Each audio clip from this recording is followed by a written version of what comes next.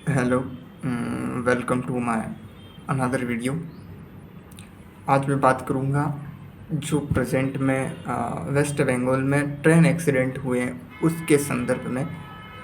इसको आधार बनाते हुए मैं 1960 से कुछ मतलब 1960 से कुछ डेटाज लूँगा ट्रेन एक्सीडेंट से संबंधित।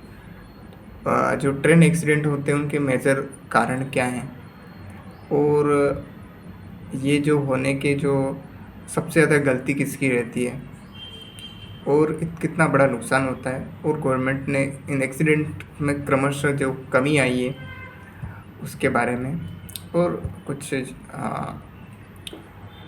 प्रेजेंट में जो कुछ गवर्नमेंट के जो डिसीजंस हैं, कुछ टेक्नोलॉजीज़ यूज़ किए हैं जैसे कवच सिस्टम, उसके बारे में। कल परसों ही वेस्ट बंगाल में ट्रेन एक्सीडेंट हुआ जिसमें एक पैसेंजर ट्रेन होती है उसको पीछे से आके कमर्शियल ट्रेन यानी कि जिसको हम लोकल भाषा में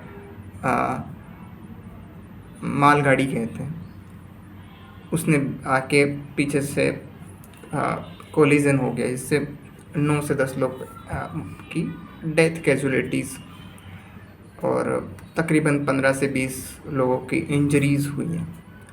ये पहली घटना नहीं है। अगर हम 2023 में भी जाएं, अभी तो 4 से 5 महीने बीत गए, इस साल ये पहली घटना है। अगर हम 2023 की बात करें तो आंध्रा में होती है घटना, उड़ीसा में होती है घटना जो बड़ी होती है उड़ीसा वाली, जिसमें तकरीबन 300 लोग मारे जाते हैं। जो 3 ट्रेनें होती हैं वो आपस में कोलिजन हो जाती हैं। ये तो रही इन कुछ सालों की। तो हम 1960 से मैंने फर्स्ट पोस्ट यानी कि एक न्यूज़पेपर है इंग्लिश का बहुत अच्छा, उसके कुछ डाटा जुटाए। उससे मुझे जानकारी मिली कि इंडिया में ये कोई ट्रेन एक्सीडेंट कोई आम बात है। मतलब पहले आम बात थी, अभी भी होती है, मतलब बहुत बड़े स्केल पर ट्रेन एक्सीडेंट हुआ करते थे। 10-10 सालों के अंतराल में उसने कुछ बताया था डाटा कि 1960 से 1971 यानी कि 1960 से 71 के बीच में 14,000 ट्रेन एक्सीडेंट, यानी कि 10 साल में इतने बड़े एक्सीडेंट, यानी कि हर साल माना जाए तो हज़ार से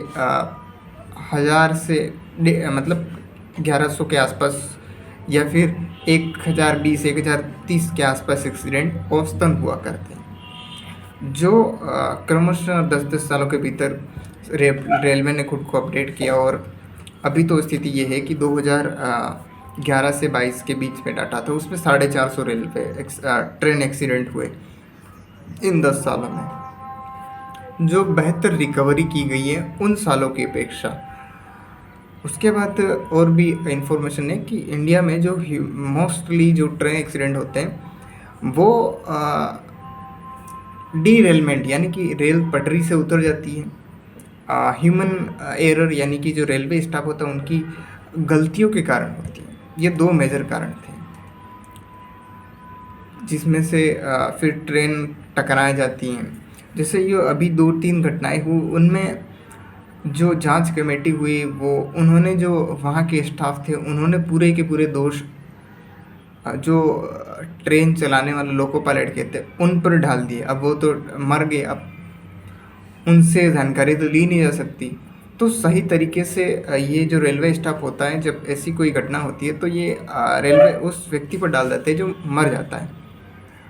तो ये कुछ इस तरह की घटना थी। और जैसे रेल कवच सिस्टम की बात कर देते हैं।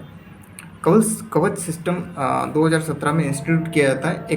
एक ऐसी डिवाइस है जो ट्रेनें जब आपस में आएंगी तो उनको कुछ सेंसर वगैरह टेक्नोलॉजीज़ हैं जिससे पता चल जाएगा कि हाँ, एक ट्रैक पर ही अपोजिट साइड में, एक दूसरे के अपोजिट साइड में ट्रेनें आ रही हैं या फिर बैक टू बैक आ रही हैं, तो टकराने से पहले वो ट्रेनें ऑटोमेटिकली रुक जाएगी। तो ये सिस्टम है, पर इसकी मेंटेनिंग कॉस्ट या फिर कहें जो इसको लगाने का कॉस्ट बहुत ज़्यादा है। 1 किलोमीटर के दायरे में इसकी जो कॉस्ट है वो है 50 लाख, इतना कॉस्टली है। अब जाहिर सी बात है कि मैंने उसमें डाटाज पढ़े थे कि भारत में 64,000 किलोमीटर के एरिया में रेलवे ट्रैक है। अब 64,000 किलोमीटर इंटू 50 लाख किया जाए तो बहुत हैवी कॉस्ट आ जाता है। तो इस तरीके से ज़ाहिर सी बात है एक रेलवे में इस तरीके एक्सीडेंट होना मतलब एक दुखद घटना है, क्योंकि रेलवे एक हार्ट है। जिस तरीके से व्यक्ति के नसें होती है, जैसे ब्लड सर्कुलेट करती है, उस जिससे चलता है शरीर, उसी तरीके से ट्रेनें हैं, क्योंकि भारत की इकोनॉमी को, यहाँ की ट्रेवल कॉस्ट को कम करती हैं, क्योंकि इसमें 8,000 स्टेशन हैं, 14,000 ट्रेनें भारत में हैं। तो जाहिर सी बात है कि इस तरीके के एक्सीडेंट 5 से 6 महीनों में होते रहना एक दुखद घटना है। गवर्नमेंट को और इस पर डिसीजन लेने चाहिए कि इसके जो एम्प्लॉयज़ हैं वो सही तरीके से बेहतर वर्क करें, और जो नई चीज़ें हैं इनमें अपडेट किया जाए, टेक्नोलॉजीज़ के माध्यम से इनकी जो प्रॉब्लम्स आती हैं इनको रोका जाए।